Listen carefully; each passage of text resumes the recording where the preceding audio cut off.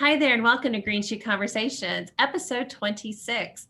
I'm Stephanie Cochran, the Executive Director for the Green Shoe Foundation. And with me today, I have the amazing Teresa Deck and the amazing Rebecca Holt. So the both of you are so amazing. How are y'all doing? I'm okay. That wasn't a loaded question, I promise. I'm so glad you guys are joining me today, and we're just going to kind of jump right into this. As a team, we've been talking a lot about the holidays coming up, both with Thanksgiving and Christmas and this time of year. And again, just kind of for reference, we're in the middle of this COVID spike, maybe is a good way of putting it, which is bringing on a lot of, added pressure. And the other night, you two guys spoke about boundaries, and it really just kind of spoke to me again about the importance of boundaries, especially as we're coming into, the holidays.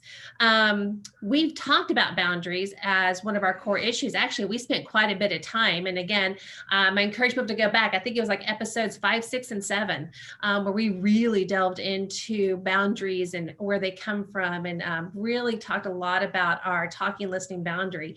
But we kind of wanted to revisit this today, just in the scope of how to set boundaries, and especially with, our close family members can be very difficult, with that. So I'm just going to throw this out. Okay, so Teresa, Rebecca, kind of give us an overview of boundaries. And I'm going to pop up a slide that you guys use both on our Monday Education Day, and then y'all used it this other night as kind of a great overview of boundaries.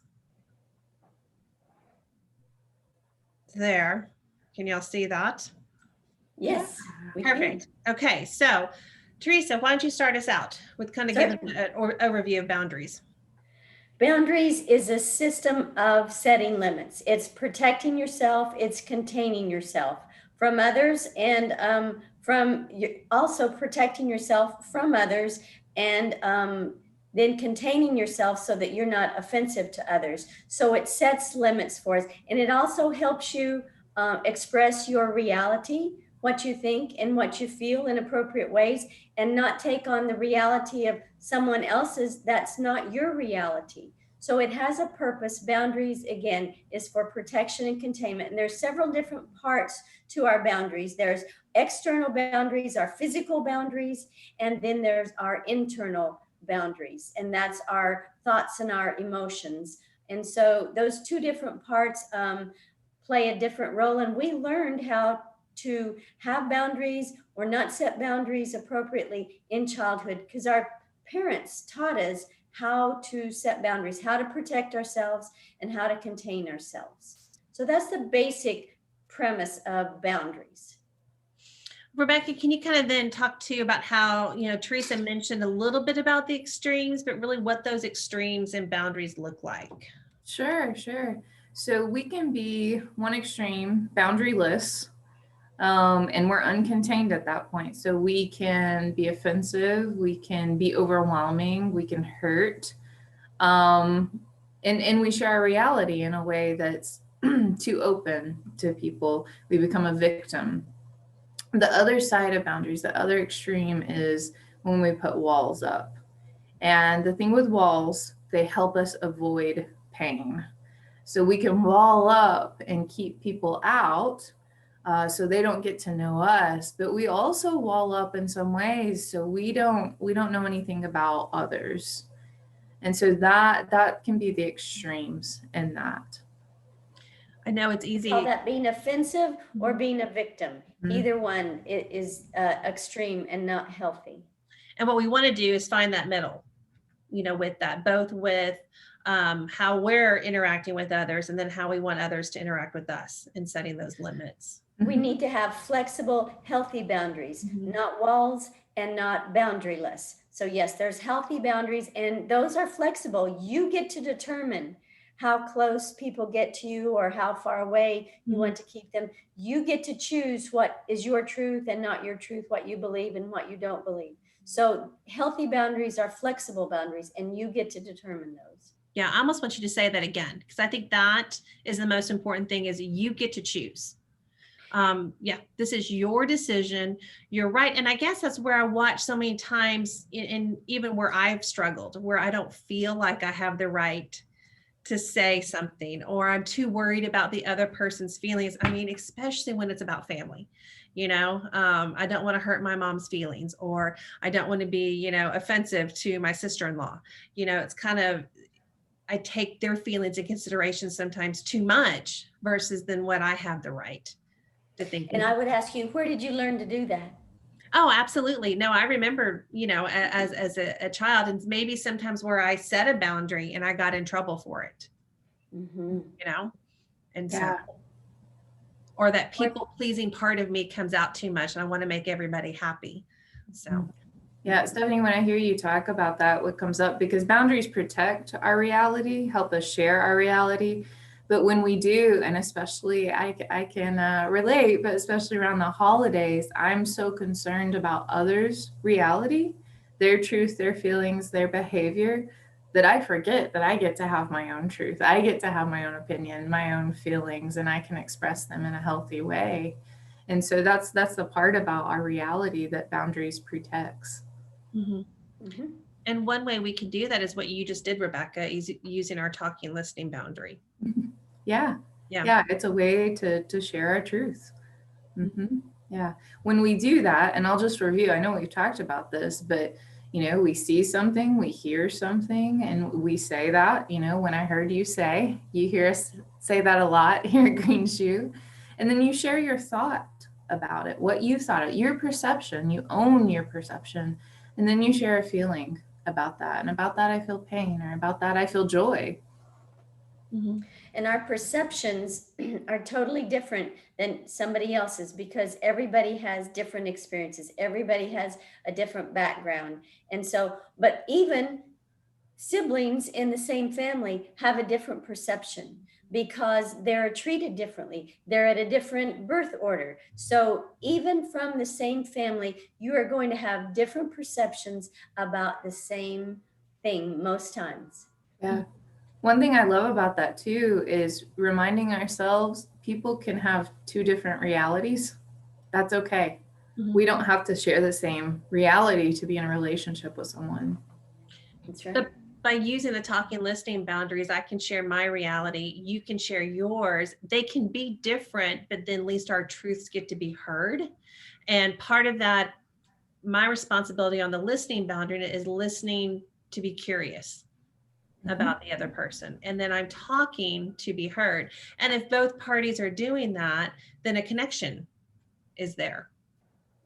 We call that shared intimacy, learning what the other person and who they are. You're finding out who they are and they're finding out who you are. And that's intimacy, when you can share who you are with other people, your truth. Yeah. What about times when it's not safe for me to set a boundary, or the other person is being so offensive? What do we do? You can set a limit, you can set a boundary. And if someone is, I think we have a slide about in some internal boundary violations, when someone calls you a name, or when someone yells at you, or when someone is sarcastic, you have a right to state your truth and what is coming up for you when someone is yelling at you. When I hear you yelling at me and calling me a name, I feel, what I think about that is, I have a right to not stay here and allow you to demean me, or make fun of me, or whatever it is. I have a right to set a boundary. And if you don't want to stop, I'm going to choose to end this conversation. Mm-hmm. But I have a right to protect myself. So any of these, when someone lies to you, when they break a commitment, when they attempt to control you, and you have a right as an adult to say, no, I don't want to do that, or that's not my truth and I won't agree. When they try to manipulate you, you have a right to set a healthy boundary and put limits on the other person as to how they're treating you, if it's inappropriate and unhealthy for you. Yeah, and I think these are great because, again, you pretty much most of the time recognize when someone's yelling at you, but knowing that when someone, like you just said, when they're trying to control or manipulate you, blame you for something, that's when you have a right to set that boundary. And not be And a part of that. if we had a parent when we were young who hit us or abused us, and they said, well, if you wouldn't have done this, I wouldn't have done this. That's the parent not taking responsibility for their behavior. A child is a child, and they're going to make mistakes, right? But the parent, if they use that as a blame, you did this, so I did this to you. That's a childlike response. That's not a healthy adult response. It's not setting a healthy limit. And so we didn't learn how to take responsibility for our own behaviors because we saw our parents saying, well, I hit you because you did this. Mm-hmm. No, they're not taking responsibility for their behavior. Yeah. Yeah. You mean I can't do that? Well, you hit me first.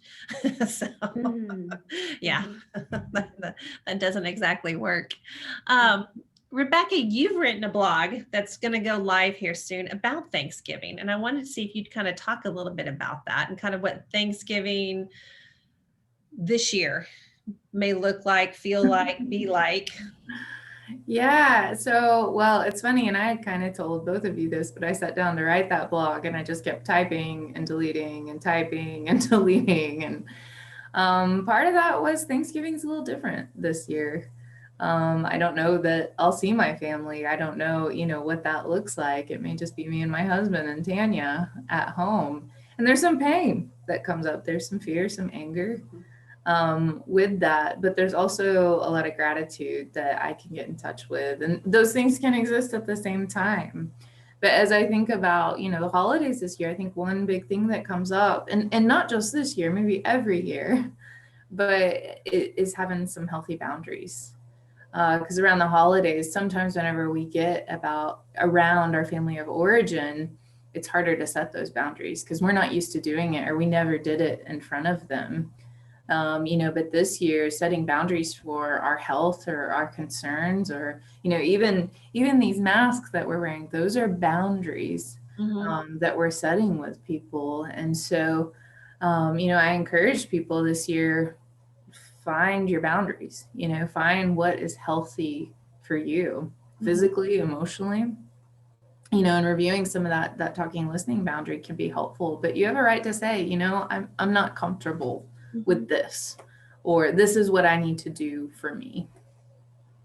Yeah. Becca, when I heard you talk about the mask and that being a boundary, the experts have said masks prevent the spreading of the coronavirus. So it is a boundary. You are protecting others and others are protecting you when we wear our mask. And there's been so much controversy over that. Well, are we going to mandate or are we going to, and so the experts know that masks prevent the coronavirus. Yeah. And so we need to observe those boundaries, you said. And these holidays, we are not going to be able to have the large family gatherings or friend gatherings that we normally have every year because we're at such a high rate of spreading the virus right now.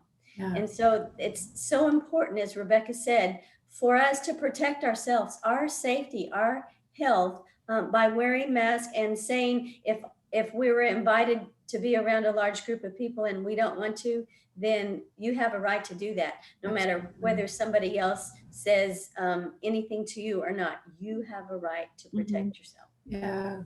One thing, Teresa, we talked yesterday a little bit about this, but one thing you had mentioned was, I think, when the holidays come around, a lot of times when we've experienced any kind of loss or grief, that really, it could be activating to be reminded of that someone's missing. But this year, I think we're all kind of, and these were your words, but we're grieving connection. We're grieving socialization this year. And I think this is one of those holidays that really brings that up, of the changes we've seen in the way we connect with others.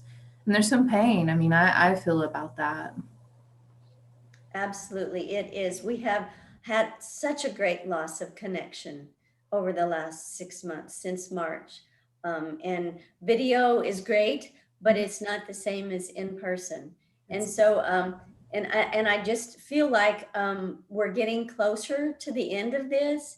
And so if we can just persevere a little longer, and hopefully that vaccine they're talking about is going to be out soon. And so that will give us more freedom. But right now, we have to deal with our loss and acknowledge how painful it is, how sad it is that we can't connect like we usually do at Thanksgiving time with our friends and family. That is a huge loss for many people. Yeah, I think sometimes when we experience that, I know, Teresa, you've worked with grief before in therapy, but around the holidays, I always tell people, start a new tradition. This year's going to look different. And so find something that, if it's something you want to do for yourself, you know, something that's just different. I got excited this year thinking about not being on my family, but just making it a really special time to watch some movies or some holiday movies with my husband. And that's different. And it's not necessarily what I prefer, but just making that time for us to have those traditions of our own. Right. Creating a new tradition. Come up with something new this year that is something that will make you feel connected to somebody, even though it can't be in person. But create a new tradition. We might like it more than we did some of the past ones, but you know, as I was sharing like about that, I was gonna say I really am excited about watching the Macy's Day Parade. Yeah, we're gonna have to find something else. Right. Which that's something for my family is such a strong tradition that we're not going to have, you know, again, finding something else, you know, and it doesn't have to be just for this year. I love that suggestion, and looking and finding new traditions that then can carry on, because there are some significance about this year. There has been a lot of pain and some grief. But there's also been, you know, I have a lot of gratitude for the time I have been able to spend with my family. And the gratitude that, you know, Thanksgiving starts a time for my husband and my oldest where they're going to be kind of having about 2 months of downtime that they really need because of the way the school schedules have worked out this year. So, you know, I'm very grateful that they're going to have that time. And so, but then that can lead into maybe they get to do all the Christmas decorating and holiday shopping. So, you know, I'm excited about that. But, you know, I miss hugs. I agree with y'all. I miss the physical connection. I miss when I see a friend, you know, giving a hug. So yes, all of the video chatting and everything has been fantastic as a way to keep connected. But I'm ready to be able to hug people again. So just watch out. I may be one of those offensive boundary people, you know, about 30 days when we come out of this, but I'll be aware. So, you know, again, recapping, I think it's so important to keep saying we have the right to set the boundary. We get to choose. And, you know, and Teresa, you even made this point. It's important also to make sure we're listening to others' boundaries. When somebody sets a boundary with us, you know, it may be a family member, it may be something, it's important for us to listen and honor their boundary. Absolutely. Yeah. Absolutely. Anything else, ladies, you want to share? No, I hope everyone has a great holiday. I do too. Again, go back and listen to the last couple of weeks on gratitude. You know, go into this holiday season with that gratitude and expressing it that carries you out through the rest of the year. I am so grateful for both of you, for your friendship, for your knowledge that you impart and your support. So again, thanks for doing this with me. It was awesome. And we will see everybody next week. Next week may be a really fun one. We're just going to get into some of our fun Thanksgiving and holiday traditions at the hall, because we'll have the whole Green Shoe team on too. We're even going to get Amanda to come back on. All right. I know she doesn't always like to get on that, but she will be with us. So again, if you need to get a hold of us at greenshoe.org, please reach out and we will see y'all next week.